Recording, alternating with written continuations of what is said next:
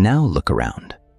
Governments look stable, paychecks clear, markets open every morning. But underneath that surface, there's a number no one likes to sit with. The world is buried in debt. Not a little, not manageable. We're talking about hundreds of trillions, far beyond the actual money circulating in the system. So here's the contradiction that should bother you. If nearly everyone owes, who is on the other side collecting? Because someone has to be. Or at least that's what it feels like. Debt isn't new. It didn't start with banks or governments. It started with simple promises, grain for grain, favor for favor. In ancient societies, people borrowed to survive bad seasons. The deal was straightforward: take now, return later with a little extra. But over time, something changed. The obligation stopped being temporary. It became permanent. Entire populations got stuck owing more than they could ever realistically repay. And when that pressure built too high, rulers didn't fix the system, they reset it. Debts were wiped clean, not out of generosity, but because the alternative was collapse. That pattern repeated for centuries. Kings borrowed to fund wars, expansion, ambition. And when repayment became inconvenient, they defaulted, delayed, or simply erased what they owed. Lenders learned the hard way. Power decides who pays. Then came a shift. Instead of lending to a person, people began lending to an idea, a nation. Governments turned borrowing into something structured, even respectable. Bonds replaced handshakes. Citizens became creditors. Lending money started to feel like participation, not risk. But there was still a constraint.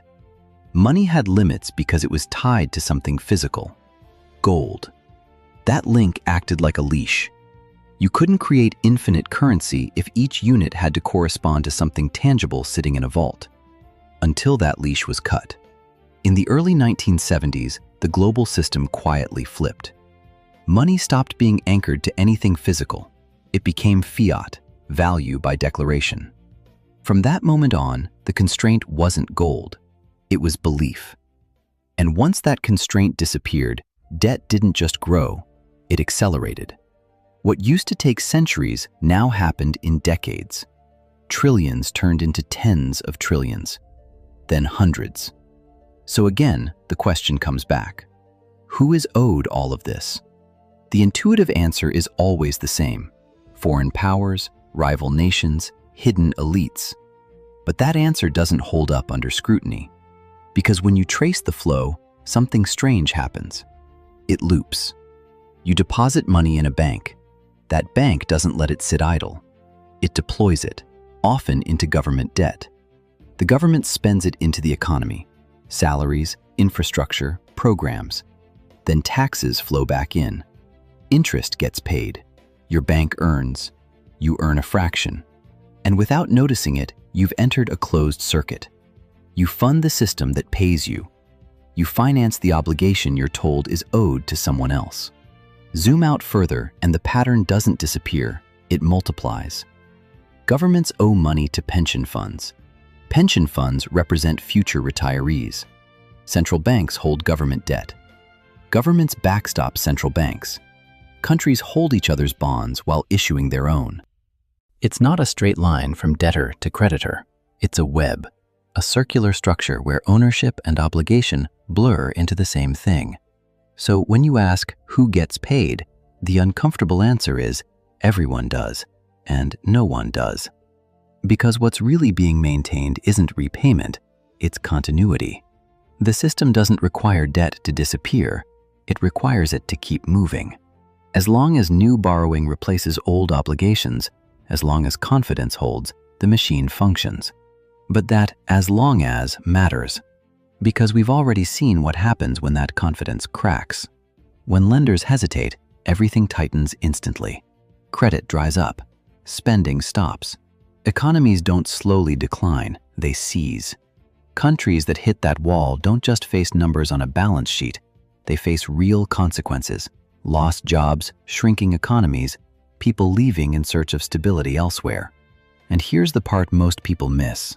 When an economy contracts, debt doesn't shrink with it. It becomes heavier.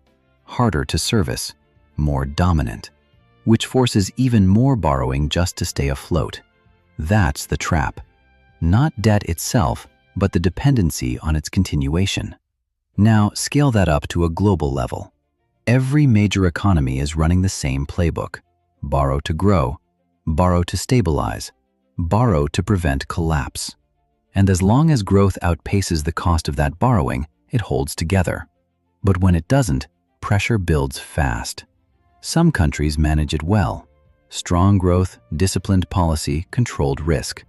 Others don't have that margin.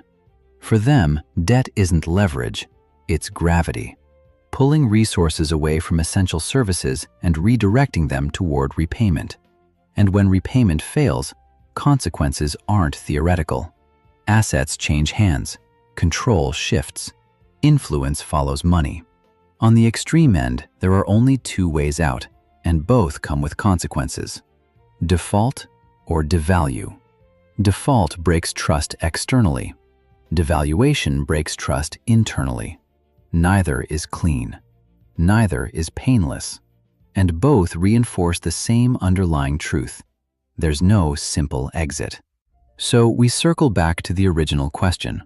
Who does the world actually owe?